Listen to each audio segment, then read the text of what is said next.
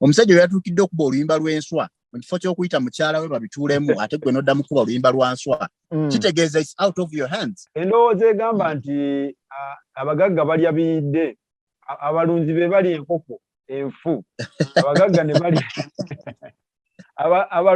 abalunzi be balya amagi agatise kati abagagga balya nkoko nnamu. Ojogerako ki ntuufu? Twalina neighbor waffe mu kyalo ejjinja eyo nga alunda enkoko naye nga abaana be balya amagi gatise amalamu gatunda. So it's a myth but it's true. Assalamu alaikum wa rahmatullahi wa barakatuh. Balamusiza mwenna abatulaba amanya yenze Sakozi Farouk straight from Uganda. Ono gwe tuli naye leero tuli ne Medimo. Bingi ebitambula mu industry. Medimo,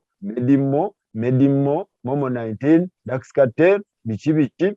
So tuli ne Medi ono gwe mulaba ye Medimo. Tuli naye nga agenda kubeera nga atangaaza ebintu bino ebigenda mu maaso. Ku side ye bagamba yasigula mu Dax Cartel, yasigula Momo 19, era essaawa zino Momo 19 yali wa Medi yavuddeyo n'aposting ebifaananyi bya Momo n'ateekako obuntu bwalaavu buno obutima nti bukuba nti ali naye ali safe. So bannayuganda baagala bategeere ensonga zino nga we zigenda mu maaso. So Medi waali agenda kuba annyonnyola Momo amumanyi tamumanyi, baasisinkana batya, baesanga wa, lwaki yamutwala, biki yamugulira emmotoka. So byonna Medi waali abeere nga annyonnyola ekigenda mu maaso.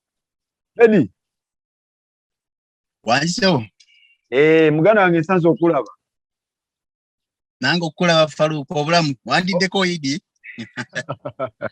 Obadde ombuzeeko twakoma okweraba Dubai Sheraton. Sebo Dubai nga tugezerya ku ssente. Sayima kutumidde ticha abire bambi munene w'ekibuga gyali alikiriya. Kakati Medi nga tetunatandika baganda baffe no Cherry Powered by Sozo Property Consult bagamba oboina byakabi ebyawaka ebyomunju ebya restaurant bibawe kati bakuwe ssente. Medi mbadde nsaba weeyanjule abantu bategeere is Medimo. Ogenda kunnyonnyola who is Medimo. Soka weeyanjule muganda wa.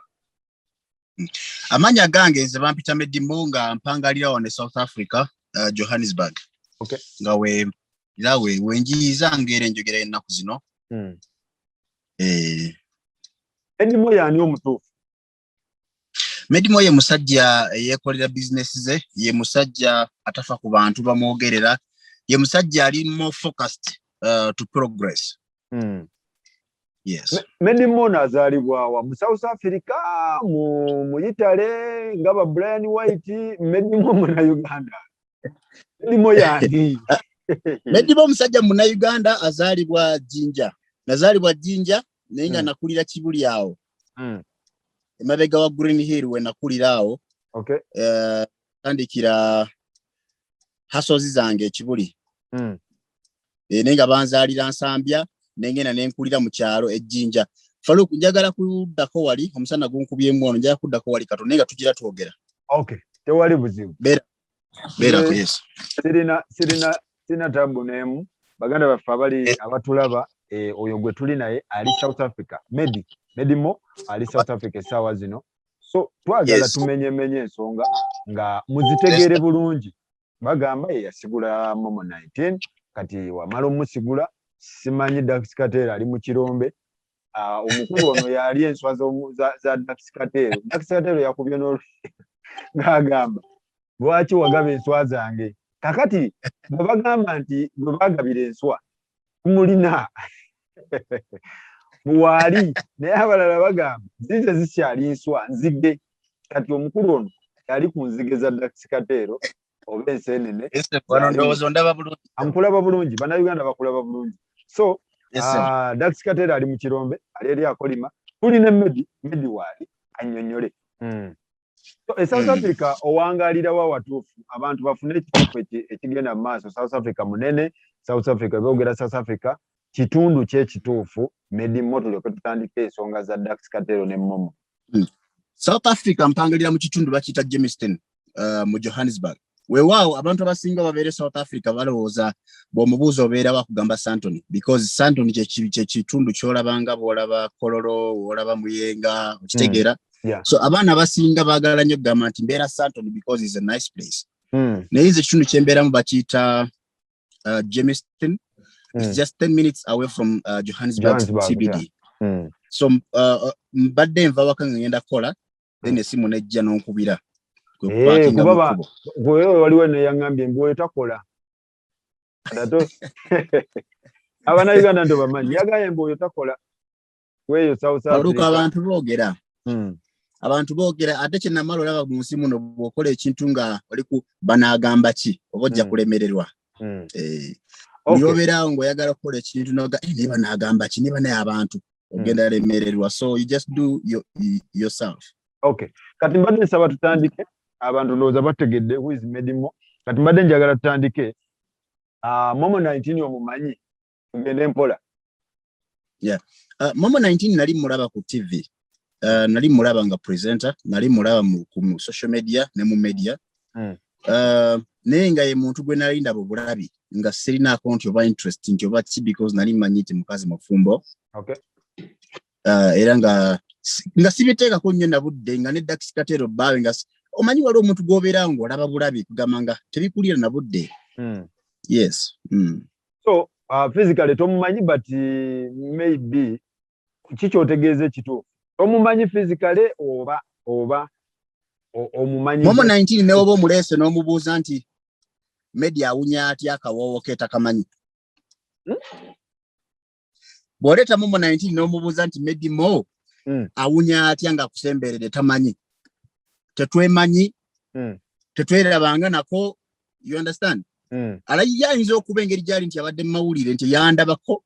Ne nange era namulabako nga omanyi be social media ebyamawulire namulabako badde mulaba naye sogeranko naye. Ne bangamba Momo wabadde akolera ku BBS awo. Yakolako interview. Era we mwatandikira awo. Kyali kitya? Ndowooza omanyi nga bwe tukola zi interviews zo kati nga n'okola interview ndowooza munnamawulire n'agisukuma ku TV endala. Naye nga simu meeting nga nako. Omumanyi? Momo 19 mumanyi muwulira. Sijja gamba nti simumanyi because that's ridiculous. Naye simusinkanangako tetwogeranga nako eye to eye like this. Kakati maybe wavuddeyo no posting ebifaananyi bya Momo 19. Ng'ekigendererwa abanauganda kye baagala otegeera wavuddeyo no posting ku page yo n'oteekayo ebifaananyi bye n'oteekako n'ebyomutima nga gukuba. Abantu aba-analyzing ensonga mu bwangu ba Facebook inlo n'aba social media inlos ne bagamba nti Ssebo wasigudde mukomusajja. Kiri kitya ekyabadde mabega w'ebifaananyi ebyo bye wapostinze ku page yo ebyomuwala ono. Okay, Faruku ensonga zino zajja ne zitandika mpola nga zitandika mpola ndaba abantu babyogerako nyanze mbimma amazzi. Paka we kyatuse ne kyatiikira ne kyatinegeza okulaba bannamawulire batandise bipostingako bitandise ogenda mu mawulire ndi mu plaza mawulire kati we byatandika okubeera bwe bityo n'entandika okunoonya Momo 19. Nateekako management yange n'enoonya Momo 19. Paka we namufuna ne mubuuza nti ebintu bino ebigenda mu maaso biki. Yekenyi amanyi obyatandikira kuba yaŋŋamba nti no nange nabiraba byatandikira ku media awo gundi yali abyogera good enough. Momo 19 ye akimanyi nti sinze nabitandika. That's why I love first time nali nganya kola interview yonna because sinze nabitandika. Kuba singa nze nabitandika nandibadde n'ekigendererwa. Okay. So tubadde tujja twogera for the past few days ennaku nga 5, not even more than 5 days nga njogera ne Momo because of this situation. Ne mugamba nti sigenda kukola ene interview mpaka ng'ovuddeyo n'oyogera about this situation. Era ye nga ye bwe yavuddeyo n'ayogera ku situation yange naye. Byonna bye yayogedde byabadde bituufu. Tetwemanyi simulabangako ne instance y'ebifaananyi yatuusewo nti nga womanyi nagadde nteeka y'ebifaananyi ku woolo yange ndabe njaji ng'abantu response yaabwe. Era olaba ne mu njogera Momo 19. Hello? Nkuwulira. Mu njogera ye teyakriticize nze bifaananyi ebyo nze bifaananyi nti anjagala ninataddewo obuteesi mutima it might meet kiyinza okuba nga kitegeeza nti omuntu ono wa mutima mulungi kiyinza otegeeza nti omuntu ono mwagala not si mu love nze Momo 19 simusinkanangako ne wabaze wane South Africa simusinkanangako nze mbadde simanyi na kumanya nti yelezeko ne South Africa wane bagamba 2019 mbe yamugulira tiketi najje South Africa era naye akonfaminga yajjako awo 2019 naye bagamba nti gwe yagula gwe yateekamu ne tiketi omwana ono okujjaawo e South Africa. Faruku ekyokwogera abantu bo boogera era nga oga nti bagamba abandi bomutuufu nti bagamba ndowooza ojjukira bulungi ebiseera biri Mary Flavia Namulindwa nga akyali ku TV abantu bangi baba balina bagamba nti Mary Flavia is my girlfriend but we were best friends. Abantu baba balina bagamba because nali close nnyo bambi ne Flavia bane balowooza nti girlfriend wange nenga ate Flavia nayogerangako ne baawe nayogeranga naye all the time we were just best friends. So ekya Momo 19 is way different into simusinkananga nako tanga na interview ne number ye natadde case management nenonyeze number ya Momo 19 nenjifuna nga njagala nange confirming era namubuuza conversation yange naye namubuuza nti oyinze ko oba oyinawe wali onjogeddeko somewhere abantu batandiko criticizing because Faruku just from nowhere muntu aswaga nti Faruku ayagala gundi you understand. Yeah. So bwe bityo byali era bwe napostinze ekifaananyi ekyo just nataddeyo yajinga abantu ndabe ani ayogera obubi nenga it wasn't about love nti obanze njagala Momo 19 batu yagala simumanyi simusinkanangako era naye ne bw'omubuuza tamanyi nabwe ndabika physically you understand. Ekibuuzo ekiriwo nti lwaki si Bahati lwaki si Katisha lwaki si era lwaki si Spice Diana lwaki si Nwaji ku side yeno lwaki Momo ate in this period kyetwagala otegeera ekyo. Kyengenda okwogera abantu baleme kiraba nti nimukwewaana bwewaanyi njagala I want them to listen and analyze. Yeah. Bw'ombuuza ekibuuzo ekyo kireeta nti Momo 19 atambula nnyo ku business ze okusinziira ku research management yange gye yakoze Momo 19 atambudde nnyo ate ebitundu byasinze otambulamu ebisinga mbeerayo oba ofuna agenda nnyo Dubai mbeera nnyo Dubai ajja nnyo wane South Africa ate ze wembeera kati ndowooza bagenda otunulamu nga omuntu alinamu ku kasente nga bwe ngambye nti I don't want people to listen to this with a negative mind. Yeah. Bagenda olaba omuntu alinamu kasente ate nga mutambuze ate nga alabika bulungi nga yenze. You understand Faruku? Yeah. Sigamba nti ze nsinga sente wane South Africa. Naye omuntu alinamu ku sente nga ate atambula nnyo nga ate alabika bulungi. I don't know if you understand the point. Nkitegeera. Naye nga ndowooza awo kyajjidde ne bagamba naye ani awaani oba kitegeera ndowooza that's what I think according to me naye nga there's nothing much. Mary Flavia yali mukazi mukozi nnyo era buli kimu yali akyefaningira naye because bwe yali nga abe ajja wano tubeera ffenna bw'ajja wano oluusi muwa one of my cars ne muwa ne driver ne bamutambuza abantu ne balowooza nti tweyagala ebiseera ebisinga naye bw'agenda e Dubai tusinkana e Dubai. You get the point. Yeah. Kati abantu boogera Faruku people can talk naye oba tojja kuvaayo oddemu buli omu criticizing nze. Bagamba essaawa zino Momo tali mu Uganda era kigambibwa nti Momo oli naye South Africa. Ekintu kino kiri kitya? Ekyo si kituufu. Momo simanyi na waali.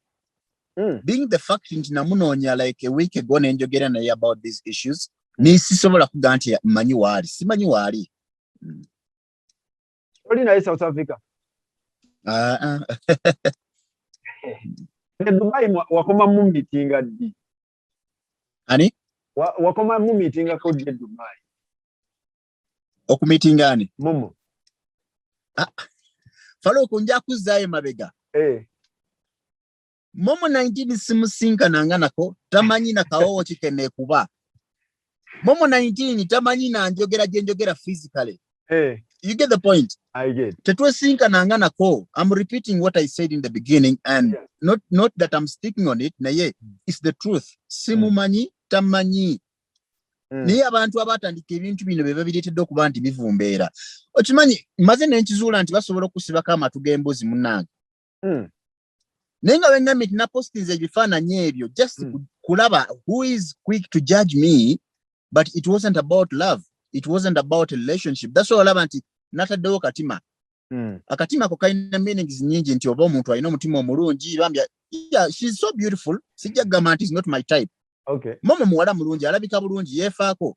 You understand? I give her credit. Naye sigamba nti mwagala oba tweyagala. Ninange kyagiza attention yange, kyattractinza attention yange because kyawawadde nnyo ku social media ne mu mawulire wonna. Nenga it's not like we dating or we know each other. Tetu meeting anganako. Okay. Medical kiriwo kigambibwa nti emmoroka omwana ono gyavuga. Emmoroka eno gwe yagimuyiwamu. Emmoroka eyo gyavuga eyo. Gyabadde avuga eyo. In fact alaka kyagivuga. Gwe yagimugulira. Isn't it? Ngera bw'obuuziza nti kigambibwa. Yes, kijja kusigala nga kigambibwa. Nenga yonga nti simumanyi Momo 19 physically. Ntandika nti omugulire emmotoka ate nga soogerangako naye. Mwe kye muba mumanya nti okusinziira ku management yange research gye yakoze, nange okusinziira ku analysis gye nnina nti omuwala oyo singa abadde ayagala ssente yandibadde yavaddewo oyo omusajja. Oba okitegera, sigamba nti omusajja mwavu, naye omuwala alabika bulungi, ate omanyi bulungi nti abantu abalabika obulungi e Kampala wali abasajja balina ssente zaabwe. Nga bwe balaba omuwala alabika obulungi bakola ki? Bagendayo. Oyo omuwala alina true love ne bbaawe, oba abadde ne true love ne bbaawe kuba mpulira nti bayawukanye mbu because I don't have proof. Nenga agamba ki? Kuba management yo wagambye ekwasaganya yogerako naye. Yagamba ki? Yakugamba ki ekituufu? Kyali singo? Momo 19 bwe management yange bweyogera naye bamubuuza ku nsonga ki ezigenda mu maaso. Tetumubuuza ku marriage ye oba bufumbo bwe oba divorce ye whatsoever. Kubanga tebitukwatako nga ffe. Ffe twogera ku linnya lyaffe kwegamba naye nga naye erinnya lye. Nga mu interview gye yakoze nawulidde nga agamba nti asobola okusuwinga Dax Katero ku bigambo bye yamwogerako. Naga singa Dax Katero abadde ne sente mbadde nyamusuwinga biki. So Momo 19 yabadde asobola okunsuwinga singa nakoseza ebifaananyi without her consent. You get the point? Okay. Yes. So the management ye yategeddeko nti tugenda kwesa ebifaananyi ebyo era management yange nebanga bakkirizaganya. That's all about mentioning ku post gye nakola. Wabula nga bwe yagambye nti omusajja anveeko sinze. Momo 19 waba alaba video eno sinze natandika propaganda ono. Era nawe okimanyi bulungi gye byatandikira. Nze nali nganye n'okukola interview Farouk. Nagano okukola interview bankubirako amasimu mangi nnyo neŋŋaana because I had no idea nga simanyi na kyakwogera bambi. Yes. So bagamba nti abavubuka be South Africa mbu temusigudde baana ba wano naddala ba presenter. Simanyi baani bana NBS bana ba BBS bana babukedde lakini wa NTV mbu abaana be South Africa mwabasinga osigula abaana ba wano. Kituufu olw'okuba mulinamu kasente oba just abaana bano babaagala ngammwe? Faruka osinawo comment because nze sina gwe nali nsigudde ate sina muntu gwe manyi eyali asigudde muntu according to me. Yes, osinawo comment. Endowooza egamba nti abagagga balya biyidde nti era abagagga tebalya nkoko. Abalunzi be balya enkoko enfu. Abagagga ne balya abalunzi be balya amagi agatise. Kati abagagga balya nkoko namu. Ojogerako ki? Ntuufu? No, that's a myth. Ate eyo myth never nga ntuufu because twalina neighbor waffe mu kyalo ejjinja eyo nga alunda enkoko. Naye nga abaana be balya amagi gatise amalamu gatunda. So it's a myth but it's true. Enkoko eremadde gyasalira abaana be ennamu zagenda. That's true, yes. mu perspective gy'obuulirizaamu. Kubanze waliwo yangaye nanganti abagagga balya biyidde era omulunzi w'enkoko yangako ku nkoko namu alya nema alya magi gatise ne balya kati abalina akasente be balya namu. That's a myth, but it's true because nali nkirabyeko sebo. Okay. Kakati omwana ono bangamba gye yali asula mbu naye wamugjayo n'omwongerayo eri mu apartment esinga ku level ate ero mbu n'agamba ate eno gye tugenda nga sisobolayo mbu gwe yamuwanga ne rent gwateeka mu muganda wange. Njagala ebintu kutoba kubuuza kyagala obeera offended nti Faruku ambuuza kino naye njagala kuwa ekiri mu public abantu kye bagamba nti bino gwabikola era omujja eno gye baali basula ne mumuteeka ne bagenda eri gwabadde afandinga gwabadde sponsor omutuufu. Tobateekako kigambo omubukwe ekyo ekibuuzo mbadde ngenda kujjako because wandibadde nga confirminga naawe nti nze nasigula momo of which ekintu ekyo kinene nnyo okusigula mukazi w'omuntu nga yakamala n'omukuba embaga okitegeera. So nga bw'ogamba nti mbu meaning nti wabiwulira nze simanyi ne momo wasula simanyi na wasula n'emmotoka gy'ogenda nti nze nagula emmotoka simanyi na mmotoka kijaavuga. Era management yange yapostinzeyo ekifaananyi ekimu nga yesigamye ku mmotoka. So nga bwe nagenda nti twabali twagala ku testinga tulabe minds z'abantu just mindset. Because there was nothing like love, I love you, whatsoever. Twayagadde testing a mindset y'abantu. Era that was it. Tetugenda kuddamu postinga kifaananyi kikwata ku momo. Tetugenda kuddamu na kukyogerako. Nyiza n'obutakola interview ndala about it. Okitegeera because it's just nonsense. Simumanyi. You understand? Era momo taba kuvaayo kwogera nze nange nandisirise because simumanyi tamanyi. That's the truth. So what was the feedback? We were posting ebintu bino. The feedback yabadde etya? Twakoze analysis ya ferafe tugiina. Sijja kugamba nti eriwe because we got what we wanted from the public. Okay. So ekituufu kiri nti tolyanga ku nswa za gumu. Omukulu ali n'akuba nnyimba agamba lwaki wagaba enswa zange, tova ku nnyonyi, butava ku nnyonyi. Mukulu Faruku kankubulira ekintu kimu. Simba wakati.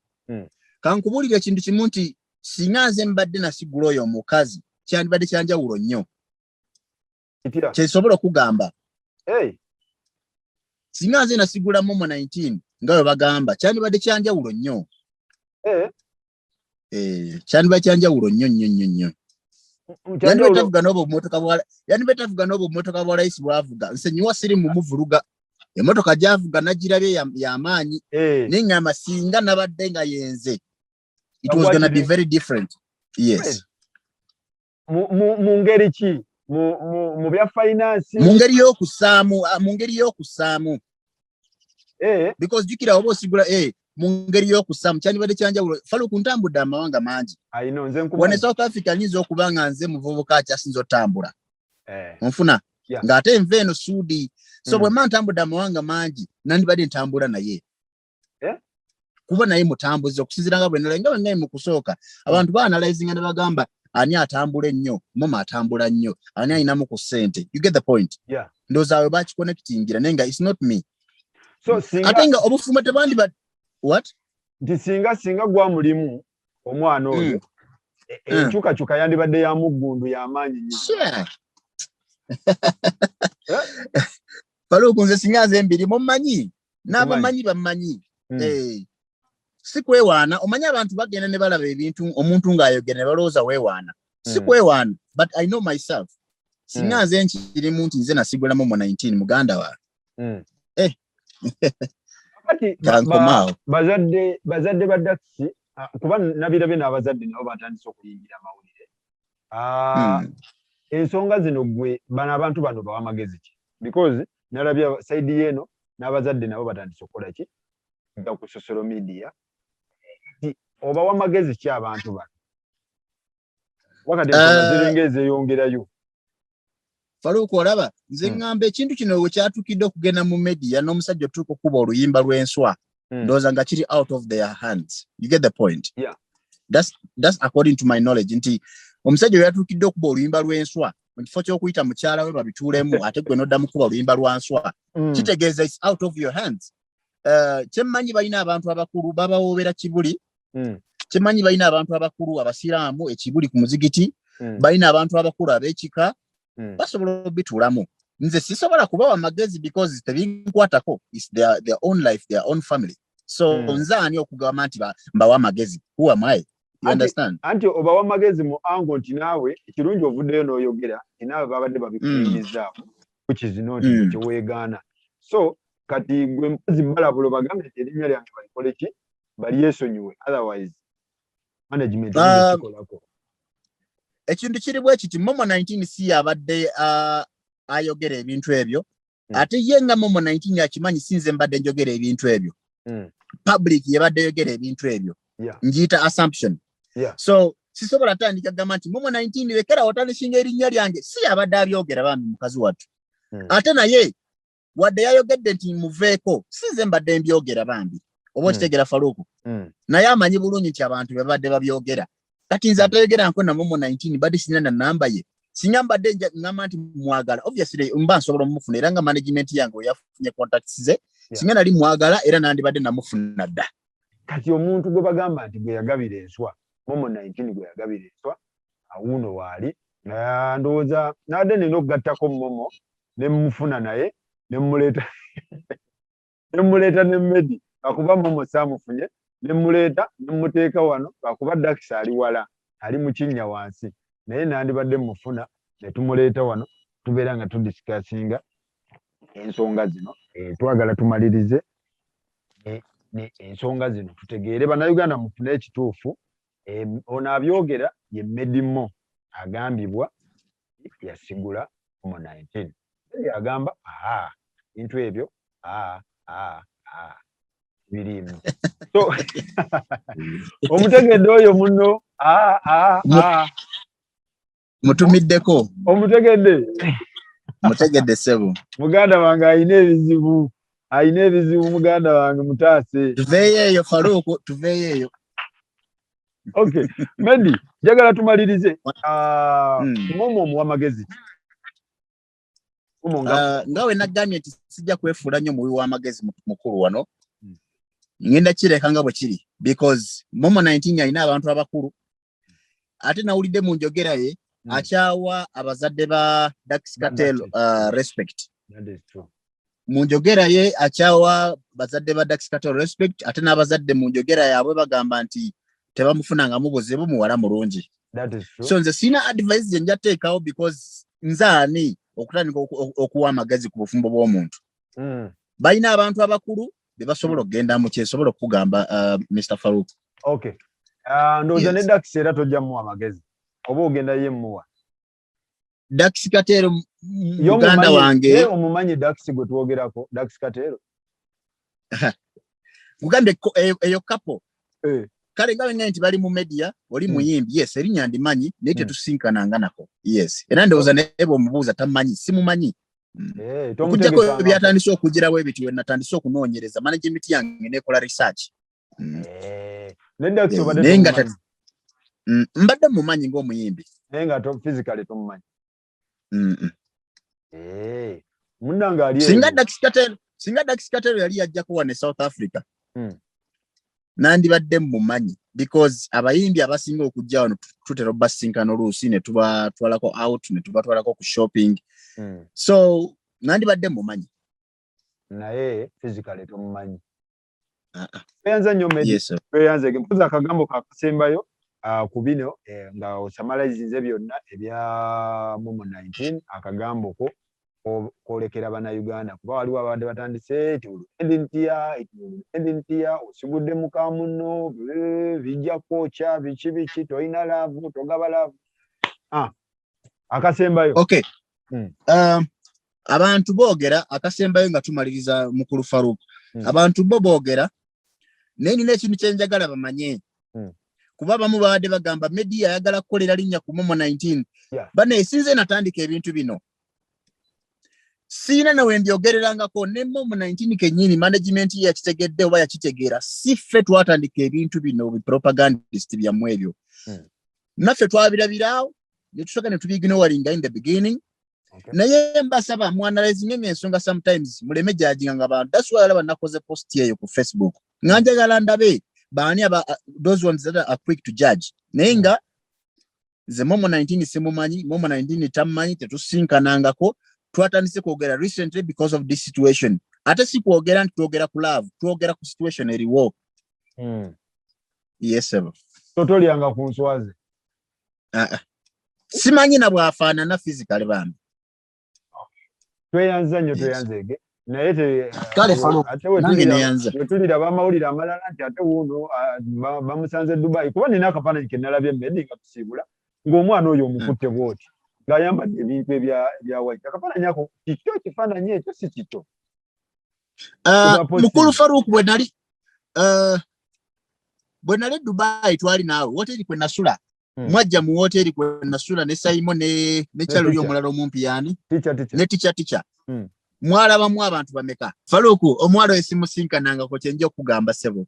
Simumanyi. Sebo. Bakusibako matugambozi. Bansibako matugambozi. Okay. Tweyanziza nnyo, tweyanzege. Medi webale nnyo, webale kumpa time, webale kumpa budde buno. Webale nnyo, webale ddala muganda wange. Kuvaayo n'ogonjola ensonga because nze nagenzo kiraba nga bwe siba si kituufu erinnya lyo balitadde mu bintu ebitategeerekeka. Bwe kiba kituufu n'emmomo si mubi. Ngamaliriza nse nnyo kankiddemu nga we nkugambye Mukulu Farouk. Bansibako matugambozi. Momo simwagalangako, momo syogerangako naye, naye momo simuwala mubi. That's how I can conclude this. Muwala mulungi, alabika bulungi yeefaako. That's my compliment. Sigamba nti simwagalangako, is not my type. No. Momo muwala mulungi, alabika bulungi naye simumanyi, simwagalangako, ate simusinkanangako. Okay. That's my conclusion. Yes. Okay. Neyanze nnyo neyanzege. Bandabire baganda. Ani alina mu kantu awo South Africa. Manyi South Africa wabaawo atambuza ekintu. Semwanga yavaawo. Ani akirimu kati? Gwakirimu? Eyo tuveeyo. Bandabire baganda bange. Omuga latest kati. Wanji? Omuga latest ki?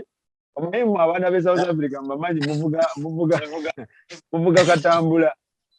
Leka nkulageko nalese 2019. Ati kati Uganda abantu bavuga emmotoka bavuga number plate oli ne bwaleta 99 bagamba mbu avuga kapya naye wano tuvuga mwaka. Mmotoka kyeyo Benz C class 2019. C class 2019. Esewo. Muganda wange eri musene gamekeyo. Eyo tuveeyo Farouk bete babyogera. Naye nga y'amaanyi. Bw'osanga omuntu ayogera ssente ayogera bbeeyi omanyo yalimba.